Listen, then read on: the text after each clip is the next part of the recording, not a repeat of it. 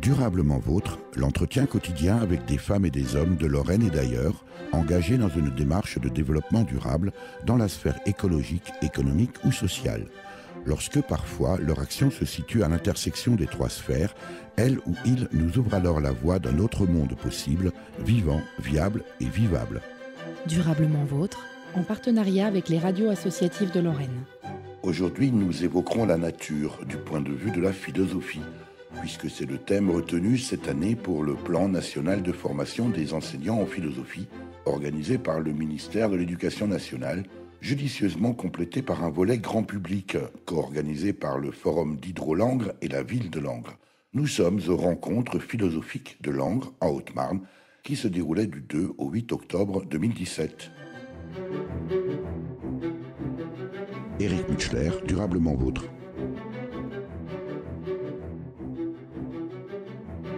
Claire Gondor, vous faites partie du staff organisationnel de ces rencontres philosophiques de Langres. J'aimerais que vous nous présentiez dans un premier temps le concept même de ces rencontres philosophiques. Les rencontres philo de Langres sont un rendez-vous annuel autour de la philosophie. Ce rendez-vous est thématique. Cette année, c'est la nature, à savoir que le thème est défini par le ministère de l'Éducation nationale. Pourquoi ça ? Tout simplement parce qu'en fait, les rencontres philo sont une co-organisation entre le ministère de l'Éducation nationale, donc c'est ce qu'on appelle le plan de formation des profs, et la ville de Langres, aidée par le Forum d'Hydro, qui se charge du volet grand public.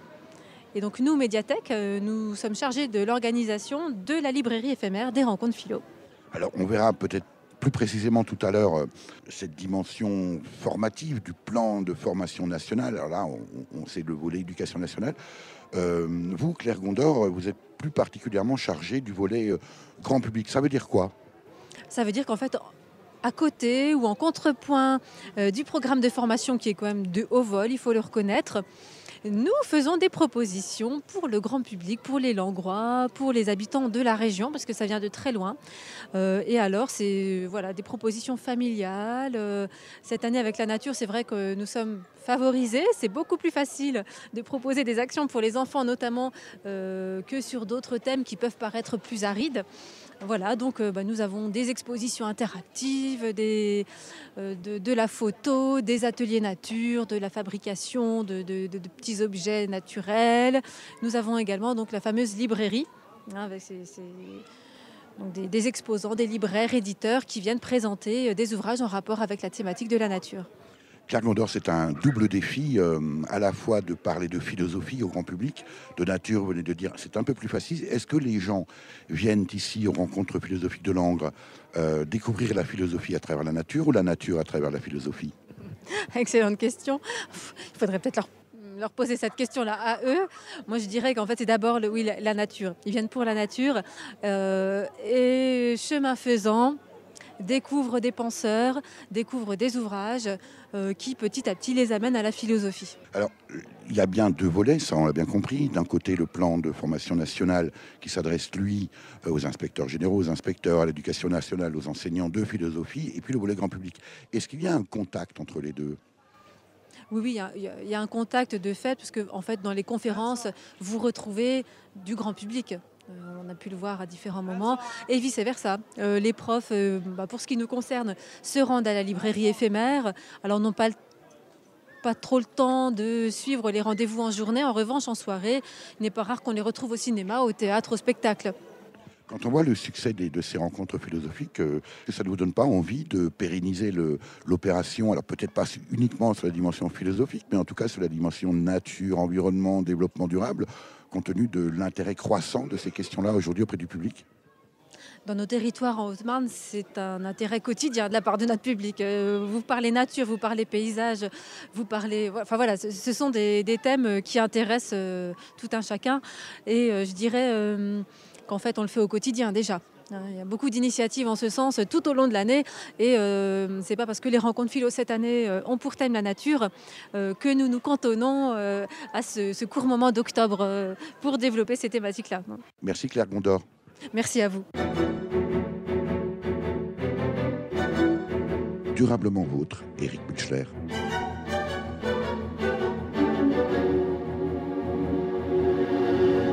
Bonjour, comment vous appelez-vous ? Je m'appelle Anne Guilaine. Que faites-vous dans la vie? Alors, je suis documentaliste au musée de Langres. Ici donc à Langres.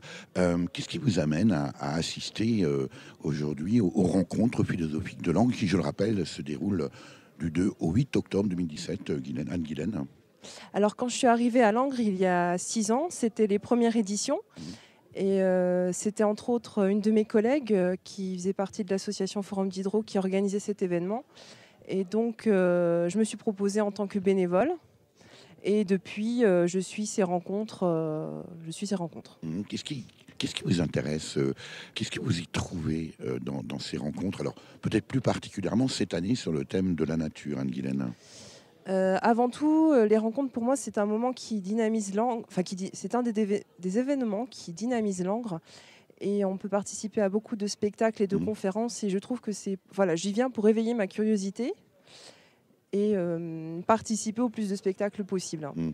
Est-ce qu'il faut déjà s'intéresser préalablement soit à la thématique de la nature, soit au traitement philosophique, ou est-ce que vous avez le sentiment, Anne-Guylaine, que des gens qui sont peut-être éloignés à la fois de l'approche philosophique et peut-être aussi de la nature peuvent assister à tout ce qui se passe? C'est énorme autour de ces rencontres philosophiques de Langres et peut-être, je sais pas, éveiller un déclic.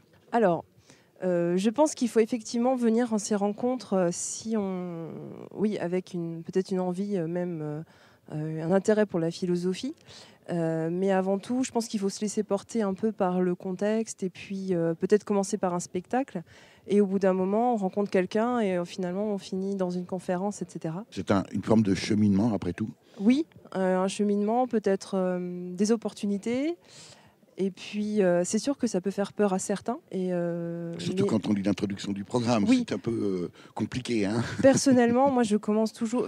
j'essaie de faire des spectacles, d'allier spectacle et les conférences pour un équilibre. Qu'est-ce que vous en tirez, vous, personnellement, cette année, en tout cas, sur le thème de la nature? Qu'est-ce que vous avez appris? Ou peut-être, c'est le rôle de la philosophie, en quoi ces rencontres, cette participation aux rencontres, vous nourrissent sur votre réflexion concernant cette année précisément la nature? Alors, pour le moment, j'ai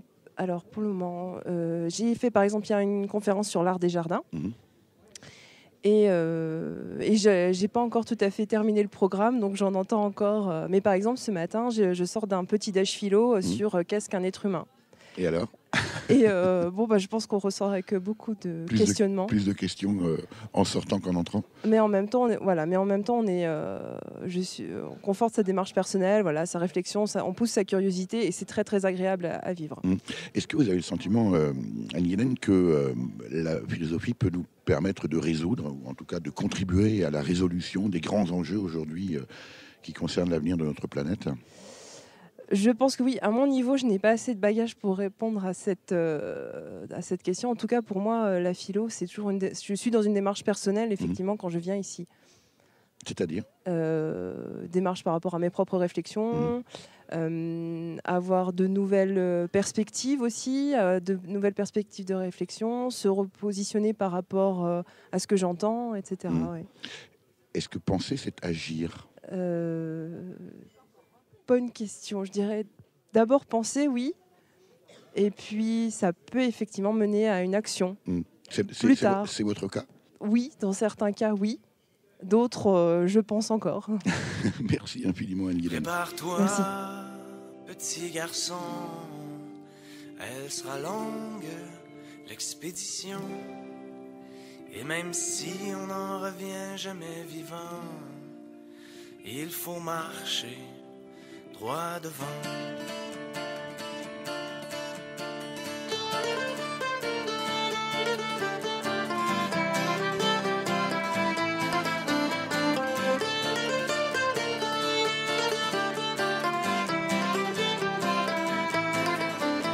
Quand il était haut comme 3 pommes et qu'il n'était qu'un tout petit bonhomme,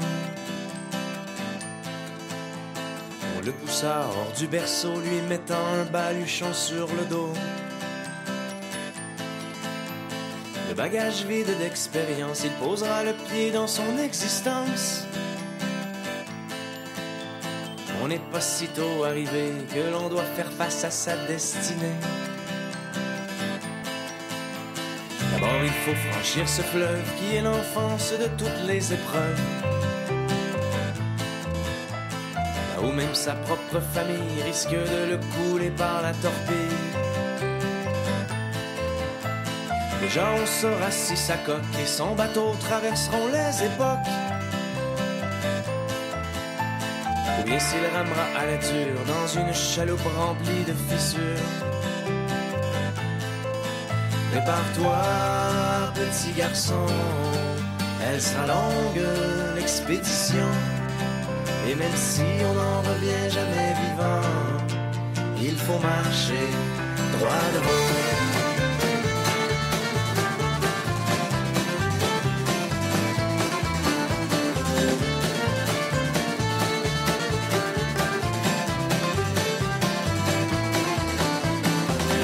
Passage obligé dans cette forêt parfois agitée. Là où en plus de chercher sa voie, on est souvent perdu au fond de soi. C'est en sortant de cette allée qu'il pourra prendre les routes pavées. Ou se contenter d'une avenue précaire en dehors des sentiers battus. Prépare-toi, petit garçon, elle sera longue, l'expédition. Et même si on n'en revient jamais vivant, il faut marcher droit devant.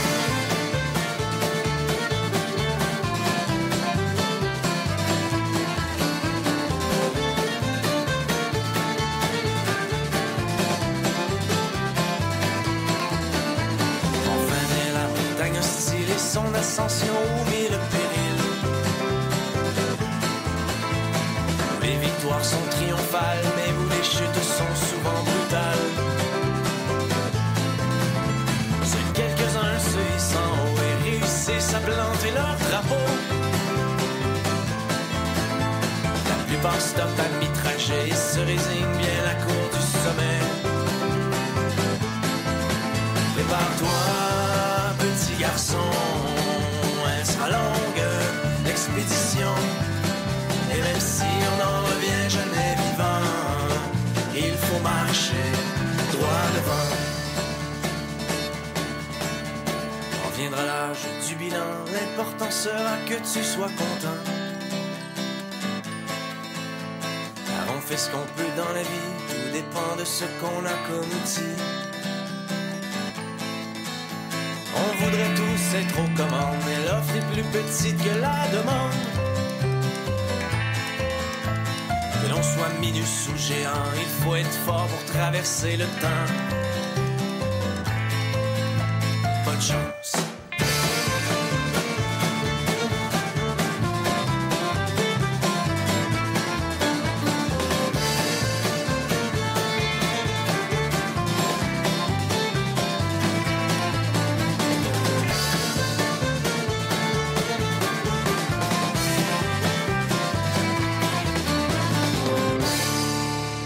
De Ayada, vous êtes la nouvelle doyenne du groupe de philosophie de l'Inspection générale de l'éducation nationale. Quelle est votre mission, quel est votre rôle ici dans ces rencontres philosophiques de langue, cette année sur le thème de la nature qui se déroule du 2 au 8 octobre 2017? Mon rôle en tant que doyen du groupe de philosophie de l'Inspection générale de l'éducation nationale est de conduire sous l'autorité du ministre et de son premier représentant, le directeur général de l'enseignement scolaire, le plan national de formation. Un comité de pilotage mis en place depuis quelques années nous permet, depuis l'édition 2011, de construire le programme des rencontres philosophiques de langue, dont cette année la 7e édition. On y viendra plus précisément, Souad Ayada, les inspecteurs généraux, peut-être pas forcément connus du grand public. 2 mots sur leur mission, leur rôle au sein de l'éducation nationale. Leur mission est tout à fait essentielle puisqu'ils sont directement rattachés au ministre de l'Éducation nationale. Ils ne sont pas membres de son cabinet, mais ils peuvent être sollicités directement pour conseiller le ministre, pour évaluer ses réformes, pour le conduire dans ses projets. Ils sont à la fois tenus à une totale loyauté à l'égard de leur ministre, mais ils ont aussi un devoir de vérité, c'est-à-dire une liberté intellectuelle qui les invite à souligner les limites éventuellement d'une réforme, d'un projet. Alors ils peuvent être écoutés, ils rédigent des rapports très souvent qui sont directement adressés au ministre, qui les libre d'appliquer. On comprend à travers vos propos, Soda Ayala, que les conversations et les discussions avec le ministre peuvent être parfois vives. Oui, mais actuellement, nous sommes vraiment dans des conditions, je dirais, très favorables. Très favorables. Alors cette année, je le disais, le thème de ces rencontres et du plan national de formation qui s'intègre, on l'a bien compris, dans ces rencontres, porte sur la nature. Pourquoi le choix de ce thème cette année, Soda Ayala ? Nous avons choisi le thème de la nature parce que c'est à la fois une question, une notion essentielle dans la philosophie. Elle n'est plus inscrite depuis quelques années explicitement dans les programmes des classes terminales, des lycées généraux et technologiques. Il n'empêche qu'un professeur ne saurait faire un cours sur la culture, par exemple, sans évoquer la nature. Il ne saurait faire un cours sur la technique sans poser la question du rapport que l'homme entretient avec la nature. Donc nous sommes au cœur d'une question philosophique, tout à fait essentielle. C'est aussi une question qui intéresse, je dirais, le simple citoyen. Les questions de développement durable, les questions de manifestations, je dirais, destructrices de la nature, les récents cyclones qui ont atteint nos terres lointaines, bien évidemment, interrogent le pouvoir que nous avons sur la nature, les limites de ce pouvoir, et comment c'est notre responsabilité qui est engagée dans tout ce que nous faisons et qui peut compromettre les équilibres naturels. Alors, dans votre rôle d'inspectrice générale, et a fortiori de nouvelle doyenne du groupe de philosophie de cette même inspection générale, Soda Ayala, j'imagine que vous avez assisté, participé, écouté également ce qui se dit dans ces séminaires de formation, qui là aussi, je le souhaite, je l'espère en tout cas, sont interactifs. Qu'en retenez-vous de manière générale dans le cœur même de ce qui se dit, de ce qui se passe aujourd'hui dans l'éducation nationale, d'un point de vue de la philosophie sur la thématique de la nature ? Alors bon, les rencontres philosophiques de Langres, telles qu'elles sont pilotées par la Direction générale de l'enseignement scolaire, sont constituées de 10 conférences, de 4 séminaires. Le statut de des conférences et des séminaires n'est pas tout à fait le même. Les conférences sont prononcées par des spécialistes, parfois d'horizons différents, pas forcément des philosophes de formation. Nous avons eu hier une intervention d'une juriste sur les questions de droit de la nature, tout à fait éclairante, et nous sommes très soucieux en philosophie aussi d'intégrer les savoirs des disciplines qui ne sont pas par définition philosophiques, en tout cas en tant que telles. Donc des conférences qui véritablement instruisent les professeurs, leur apportent des savoirs nouveaux, les invitent à s'informer. Sur les débats les plus contemporains. Qu'est-ce qu'il en ressort ? Et puis, alors, de l'autre côté, il y a les séminaires donc qui sont filés sur plusieurs séances, 3 séances, où là, les professeurs, je dirais, s'approprient peut-être des objets plus directement liés à leur enseignement. C'est-à-dire comment solliciter tel texte de Platon, comment expliquer à des élèves la position, par exemple la conception ancienne de la nature, la conception moderne de la nature. Vous voyez, là, on travaille plus sur des aspects, je dirais, et sans que ce soit péjoratif, mais plus didactiques et pédagogiques. Alors, évidemment, dans une émission intitulée Durablement Vôtre, Souad Ayada, vous imaginez bien qu'on est intéressé au premier chef par la thématique de ces rencontres philosophiques de Langres cette année sur le thème de la nature. On reproche parfois à l'Éducation nationale d'enseigner aux jeunes de manière un peu, ou en tout cas de plus en plus abscon, de plus en plus détachés. Et quand il est question de nature, est-ce qu'il ne vaudrait pas mieux finalement les éveiller à ces questions philosophiques, précisément dans la nature? Aller sur le terrain, aller à l'extérieur. Aristote ne me contredirait pas. Emmener les gens de plus en plus, et a fortiori les jeunes, dans la forêt, sur le terrain, sur les prairies. Nous sommes ici à Langres avec une vue magnifique, avec un paysage extraordinaire, les matins sont dans une belle salle, mais néanmoins coupé du terrain. D'où ma question. Oui, il y a vous avez raison. Je crois que vous savez, les professeurs de philosophie se saisissent bien plus qu'on le croit de leur liberté pédagogique. Il peut arriver qu'un professeur organise une visite d'un parc, d'un jardin, amène les élèves à réfléchir à la fois à la dimension naturelle, mais aussi à tout ce que l'humain introduit dans la nature, parce que la nature n'a jamais existé comme telle pour nous.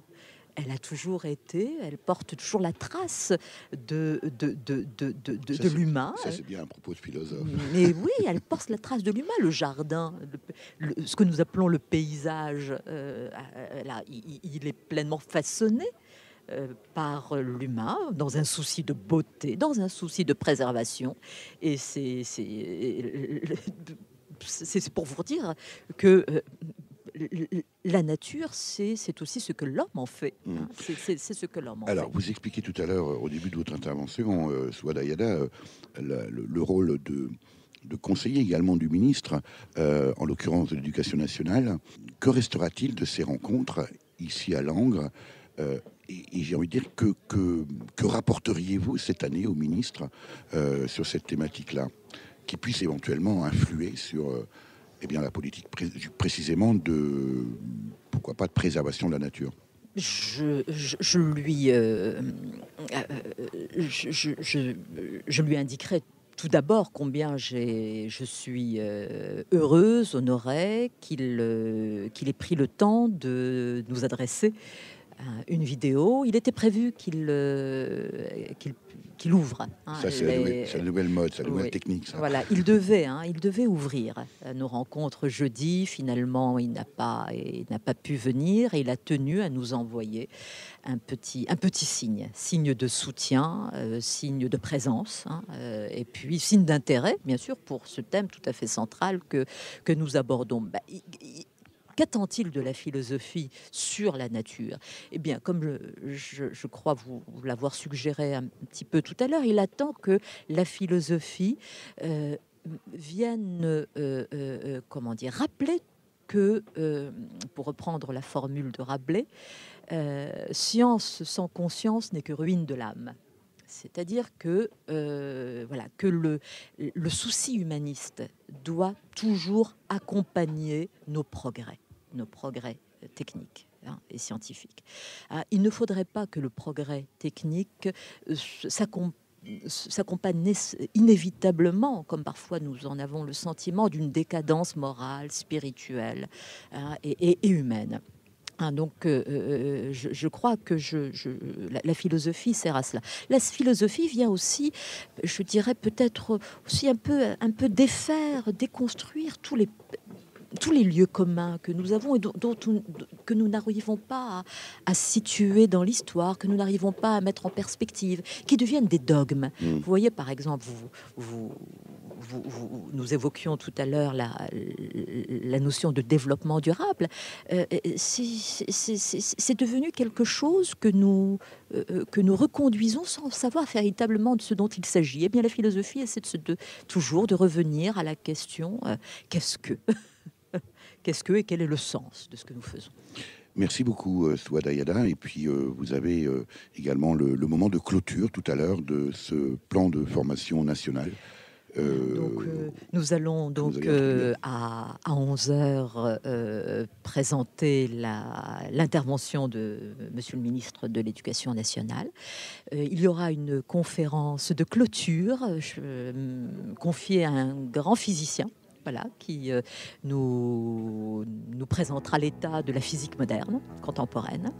Et puis, nous clôturerons ces rencontres en annonçant le thème de l'année prochaine, qui sera l'art.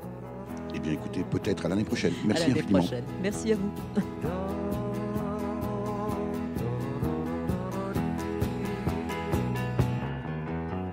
Skybird, make yourself, and every heart will know of the tale, and head for the farthest shore. Songbird, make your tune, for none may sing it just as you do.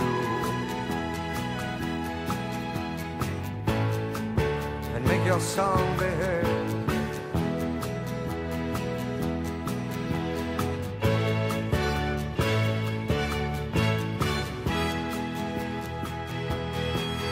Look at the way I glide, caught on the wind's lazy tide, sweetly how it sings. Rally each heart at the sight of your silver wings.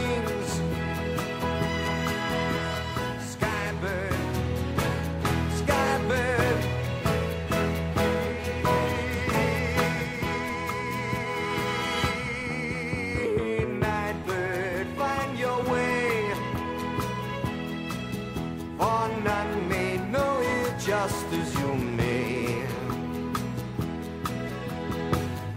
seek out your harbor of light,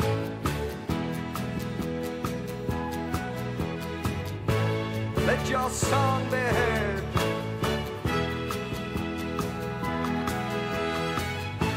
Rally each heart to the sight of your silver wings.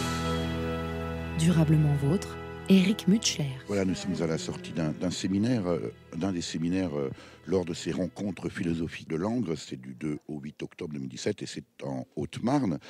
Jérôme, alors c'est le hasard, voilà, est tombé sur vous. Vous êtes enseignant en philosophie en classe préparatoire en Seine-et-Marne. Oui.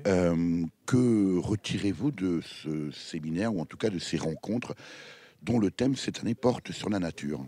Oui, bonjour. Ce que je retiens, c'est que nous avons eu toute une série d'éclairages très différents et en même temps tout à fait complémentaires sur le même thème, le thème de la nature, qu'on a essayé d'envisager d'un point de vue philosophique, mais pas uniquement philosophique. Je pense que c'était ce qui était le plus intéressant. La dernière conférence à laquelle nous avons assisté, par exemple, était la conférence d'un physicien qui nous a parlé de la nature d'un point de vue scientifique, mais en tenant compte, bien sûr, des répercussions philosophiques de ce travail.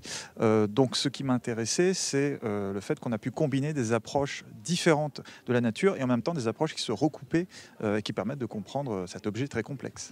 Alors, sur la nature précisément, est-ce qu'aujourd'hui, Jérôme, là, vous avez le sentiment que la philosophie participe de la résolution des défis auxquels nous sommes confrontés? Je pense bien sûr au changement climatique, la pollution, etc. Qu'est-ce qu'apporte un philosophe au débat ? Le philosophe peut apporter un certain éclairage conceptuel.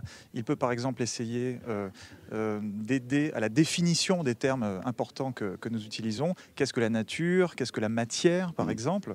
Le philosophe peut aussi essayer de contribuer à la résolution de certains problèmes qui sont liés à la nature, par exemple la question écologique. Il ne peut véritablement le faire que s'il s'appuie sur des données empiriques, que s'il s'appuie sur des données rassemblées par la science. Donc, il y a une approche scientifique, une approche philosophique de la nature, mais elles ne sont pas séparées. Elles vont se nourrir mutuellement l'une l'autre. Alors, le thème, on va dire, imposé aujourd'hui, en tout cas, c'est pour ces rencontres philosophiques de Langres, c'est la nature. Est-ce qu'on peut être un philosophe engagé, Jérôme ? Un philosophe engagé sur la question de la nature. Par exemple. Oui, oui, mais je pense qu'il y a plusieurs types d'engagement sur la question de la nature. Ce serait très compliqué de réduire à un certain type d'engagement. Par exemple, vous avez... il y aurait vraiment différentes échelles auxquelles on peut poser la question. Vous avez la question animale, par exemple.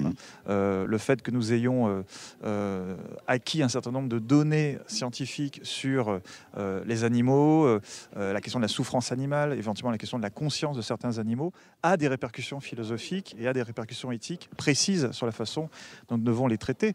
Et je pense qu'on peut faire le même constat pour le reste de la nature.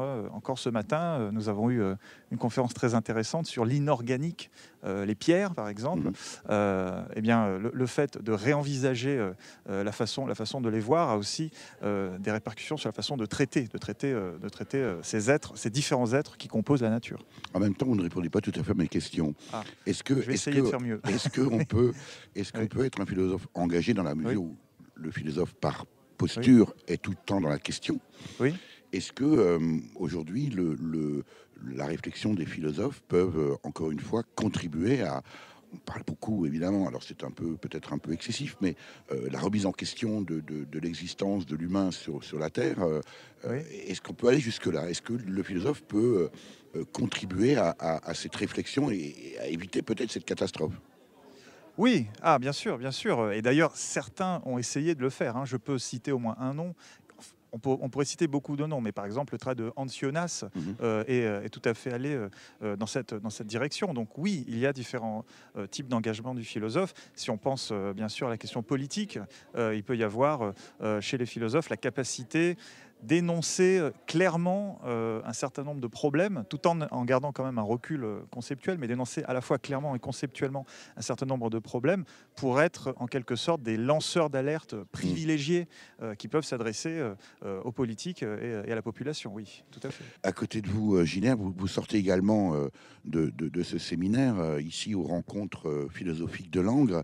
Alors vous, Gilles, vous êtes enseignant dans un lycée à Basse-Terre, c'est dans l'académie de Guadeloupe. Vous avez donc fait un long déplacement. Vous avez eu l'occasion justement de survoler, j'imagine, notre planète vue du ciel.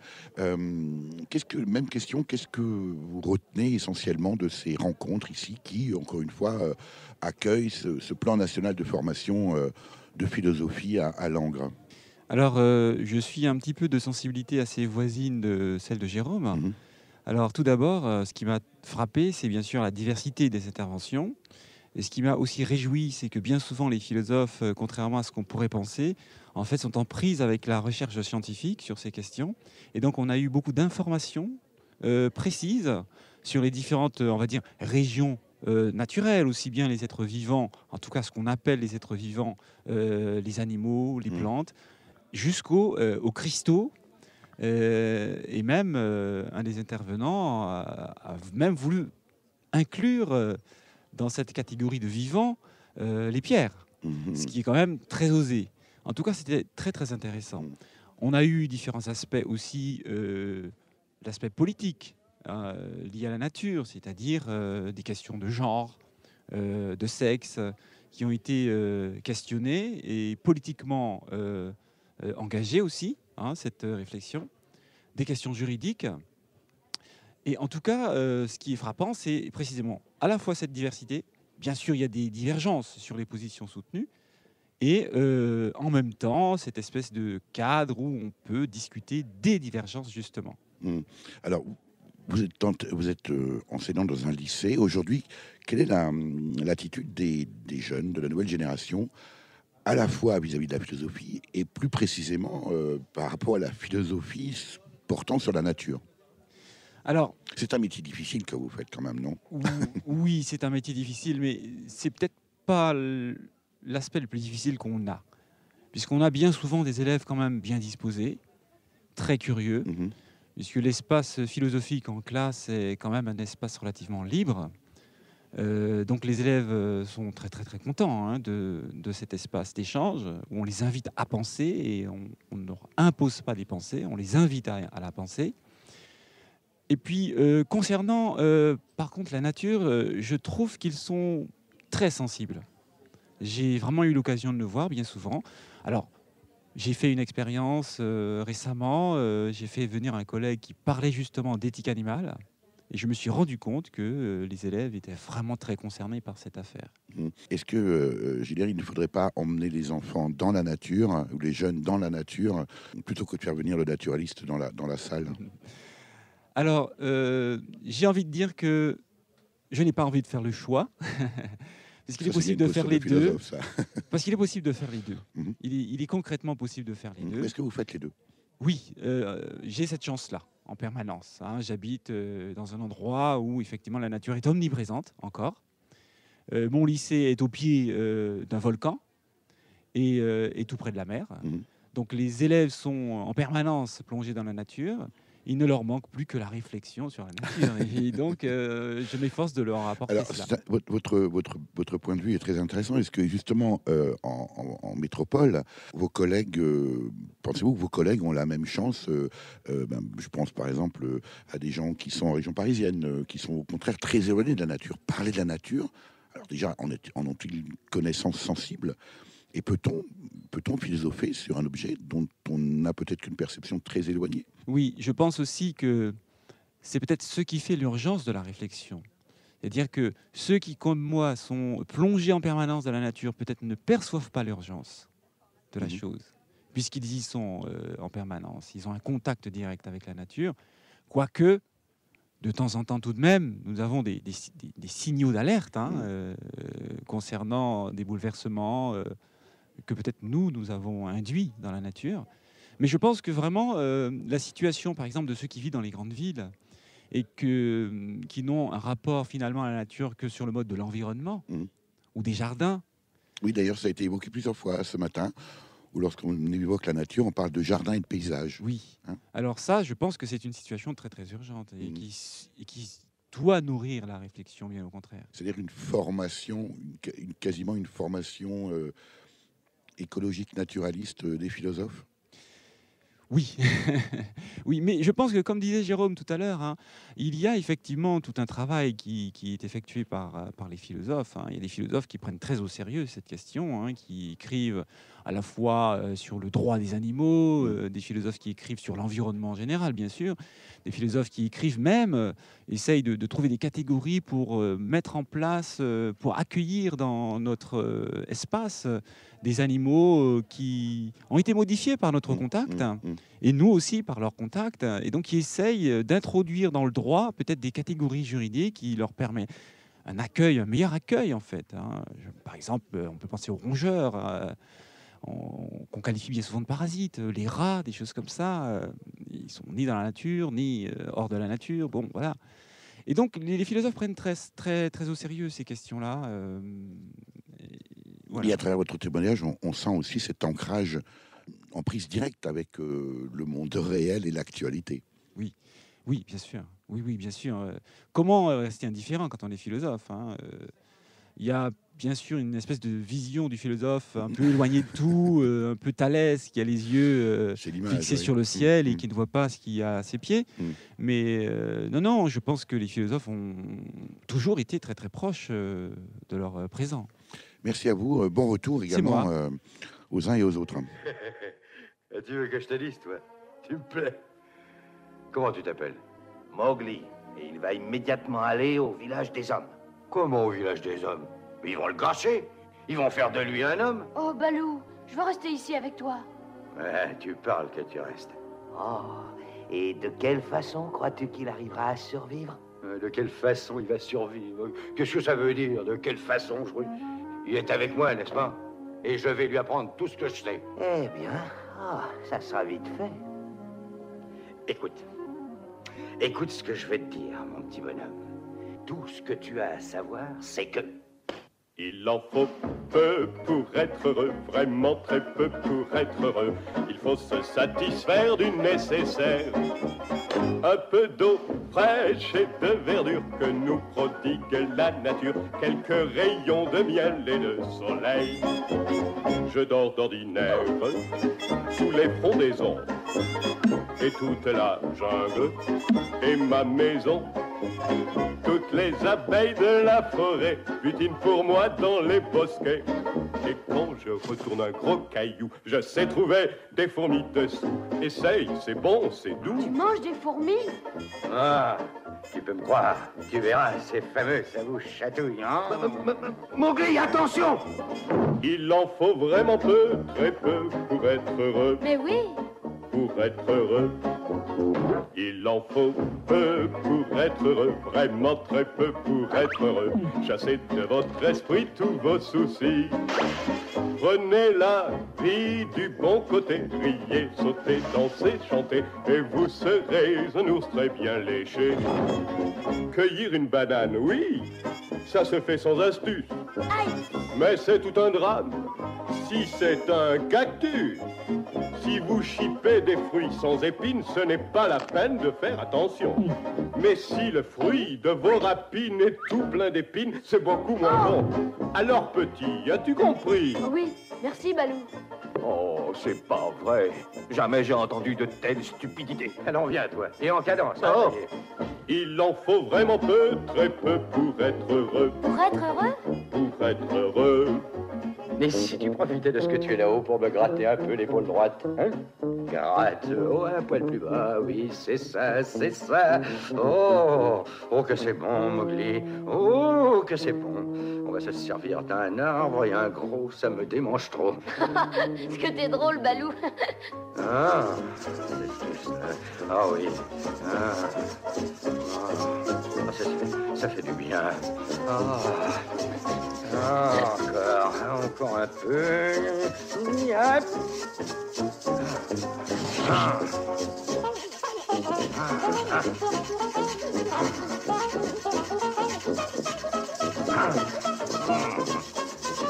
Oui, oui.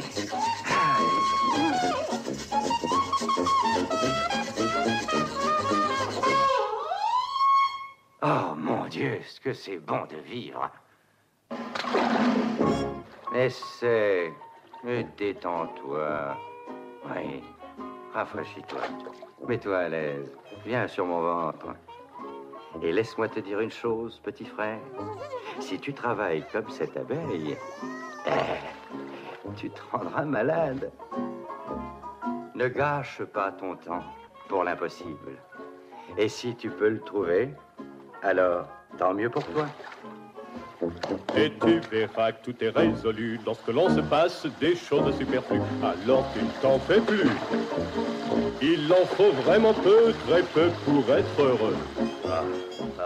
J'abandonne. Espérons que ça va durer. Mowgli, si tu chantais avec moi. Il en faut peu pour être heureux, vraiment très peu pour être heureux. Chassez de votre esprit tous vos soucis. Youpi! Prenez la vie du bon côté, riez, sautez, dansez, chantez, et vous serez un ours très bien léché. Ouais. Éric Mutchler, Durablement Vôtre. Nous continuons notre pérégrination ici dans, on va dire, l'espace grand public, les manifestations grand public à l'occasion de ces rencontres philosophiques de Langres. Et alors on a vu bien sûr un éditeur, et puis alors on ne s'attend pas trop à voir l'association Nature Haute-Marne. Jean-Éric Lahaudreau, bonjour. Bonjour. Alors vous m'avez expliqué que vous êtes le coprésident de Nature Haute-Marne. J'imagine que c'est une association de protection de la nature et de l'environnement. Oui, tout à fait. L'objectif de l'association, c'est donc faire connaître, protéger, éventuellement alerter quand il y a des atteintes à la nature et à l'environnement. Alors je disais qu'on ne s'attend pas trop à vous voir ici, encore que le thème étant la nature. Est-ce que le public qui vient vous voir ici sur votre stand Nature Haute-Marne est un public plus intéressé par la philosophie et vient vous voir parce que vous êtes présent et que le thème c'est la nature, ou est-ce que ce sont des gens qui de toute façon seraient venus vous voir et puis du coup s'intéressent à la philosophie? Effectivement, il faut croire que la philosophie touche de plus en plus de monde, puisque le public est tout à fait le public qu'on voit habituellement dans les festivals en général, quoi. Alors, une autre question qui me vient à l'esprit. Est-ce qu'on trouve des philosophes? Est-ce qu'il y a des philosophes qui sont venus vous voir à Nature Haute-Marne? Bah, écoutez, je ne sais pas comment on les reconnaît, mais on n'a pas abordé de questions spécifiquement philosophiques au cours des visites dans le stand à cette occasion, quand même. Ça veut dire qu'il y a peut-être encore une certaine distance entre la réflexion et l'action? Peut-être, toujours est-il que, à mon avis, quand même, pour avoir une action pertinente sur la nature, il faut avoir un petit peu une conception philosophique des choses, quoi.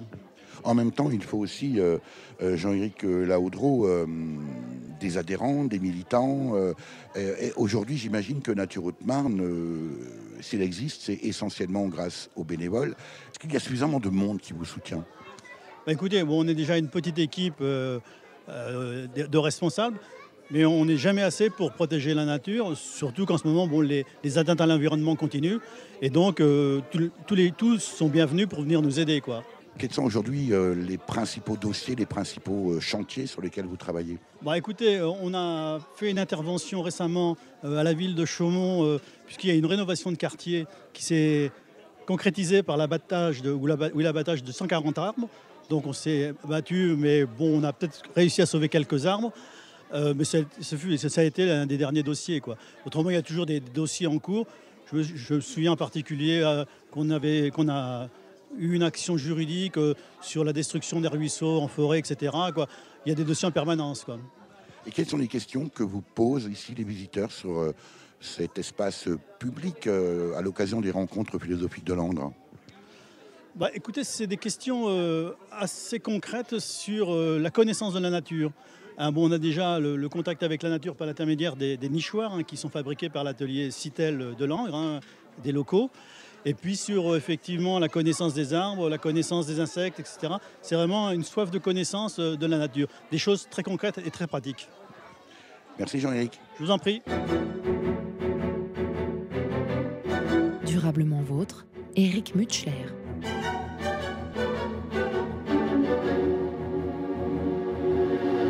Alors dans cet espace libraire ou librairie dédié à la philosophie dans le cadre des rencontres philosophiques de Langres dédiées cette année à la nature, eh bien plusieurs exposants dont les éditions Vrin, dont vous êtes vous, Anne-Marie Arnaud, directeur des éditions philosophiques Vrin. Bonjour. Bonjour. Alors, sur votre étal, on va parler comme ça, dans cette bonne ville de Langres, de nombreux ouvrages qui traitent de la philosophie. Quelques-uns, par exemple, je ne sais pas, on va citer quoi Sentir son corps vivant, alors ça c'est Bernard Andrieux. Alors une petite collection sympathique, qu'est-ce que l'écologie? C'est une collection qui s'appelle Chemin philosophique, qu'est-ce que l'animalité? Alors, Anne-Marie Arnaud, ici à Langres, quelle est la demande du public qui vient vous voir sur votre stand? Étant donné que c'était le thème des rencontres philosophiques, on a présenté ce qui correspondait au thème qui avait été offert et sur lequel ils avaient travaillé avec des professeurs universitaires spécialisés. Et puis, on en a profité, comme spécialiste de philosophie, pour montrer les nouveautés de l'année. Alors, ça reste quand même un domaine assez ardu. Est-ce que le public ici découvre peut-être des ouvrages, des collections qu'il n'a pas l'habitude de rencontrer dans une librairie ou ailleurs? Est-ce que c'est une découverte pour le public, Anne-Marie Arnaud?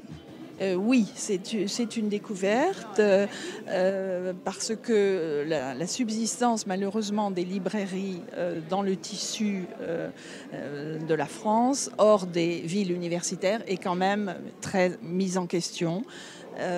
Donc je crois que tout le public, à la fois les spécialistes en formation de philosophie et le public des environs de Nantes, est heureux de voir ce qui se publie en philosophie, simple, plus difficile, et choisi, et peut faire un choix.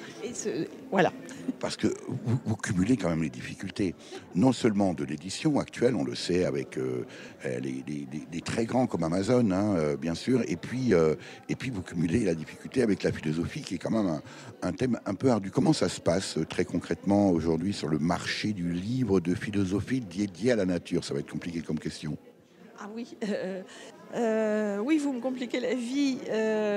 C'est le concept de nature vu à travers les philosophes, nous, que l'on défend. le pourquoi de l'homme, savoir jusqu'où on peut le modifier. Il y a quand même il s'y greffe beaucoup de questions éthiques. L'animal, jusqu'où peut-on le maltraiter? Enfin voilà, c'est vraiment des réflexions philosophiques, alors que décrire la nature, la respecter dans son développement, ça peut être traité aussi d'autres façons, sous d'autres abords. Est-ce que c'est pas quand même rassurant, Anne-Marie Arnaud, de voir finalement autant de monde s'intéresser au livre, à une thématique somme toute singulière qui est la philosophie de la nature cette année, puisque c'est le thème des rencontres philosophiques. Est-ce que c'est pas quand même un peu rassurant dans une ville comme Langres de voir autant de monde dans ici cet espace librairie? Ah, effectivement, ça nous redonne l'envie de continuer à publier. Oui, absolument. Et puis, en tant qu'éditeur, c'est toujours très intéressant d'avoir un contact avec le lecteur et de savoir un peu comment il réagit, justement, face à ce qu'on offre. C'était le Salon du Livre à Paris, les premières années où ça avait été créé. C'était magnifique parce que l'éditeur avait un contact avec son lectorat. Merci à vous. Je vous en prie et bonne journée. Pour en savoir plus sur les rencontres philosophiques de Langres qui se tiennent tous les ans depuis 2011, rendez-vous à l'adresse www.forum-diderot-langres.fr. Vous avez pu écouter dans l'ordre Droit devant du groupe québécois Les Cowboys Fringants, paru sur l'album En concert au Zénith de Paris, sorti en 2010. Skybird, extrait de la musique composée et interprétée par Neil Diamond pour le film Jonathan Livingston Seagull, Jonathan Livingston le Goéland en français, réalisé par l'américain Hall Bartlett et sorti en 1973 et adapté du livre éponyme de Richard Bach, sorti 3 ans plus tôt. Et enfin, Il en faut peu pour être heureux, tiré du dessin animé Le Livre de la Jungle, réalisé par Wolfgang Reitermann pour Walt Disney, sorti en 1967, inspiré du livre du même nom de Rudyard Kipling, paru en 1894, et interprété dans la version française par Jean Stout et Pascal Bressy. Notez que Balou est un ours lipus, aujourd'hui classé vulnérable sur la liste rouge de l'Union internationale pour la conservation de la nature, en raison de la déforestation qui fait disparaître son milieu de vie. Il lui en faudrait pourtant peu pour être heureux. À la technique et au montage, Véronique Olivier. Vous pouvez réécouter cette émission dès la semaine qui suit sa première diffusion sur le site www.durablementvôtre.fr.